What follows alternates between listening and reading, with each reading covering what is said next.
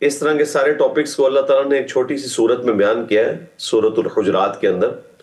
اس میں اللہ تبارک و تعالیٰ نے مردوں اور عورتوں کو الگ الگ مینشن کر کے یہ چیز ہائی لائٹ کی ہے کہ کوئی مسلمان مرد کسی دوسرے مسلمان مرد کا مذاق نہ اڑائے، اور نہ کوئی مومنہ عورت دوسری مومنہ عورت کا مذاق اڑائے، اور نہ ایک دوسرے کے غلط نام رکھے جائیں۔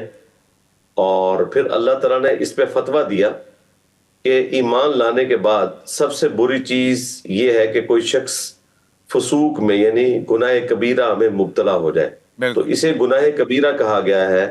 دوسروں کے برے القاب رکھنا، ان کا مذاق اڑانا، یہ دو ٹاپکس اس میں اسپیسیفکلی ایڈریس کر کے ان کو گناہ کبیرہ سے موسوم کیا گیا ہے۔ تو ظاہر ہے مسلمان کو تو اپنے زبان کے حوالے سے تو بہت زیادہ محتاط ہونا چاہیے۔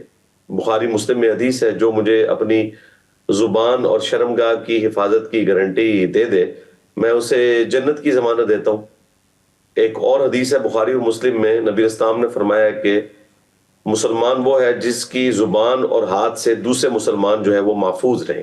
بے شک یعنی ایک مومن کی پہچان یہ ہے کہ اس کی زبان اور ہاتھ سے دوسرے مسلمان کو تکلیف نہیں پہنچنی چاہیے۔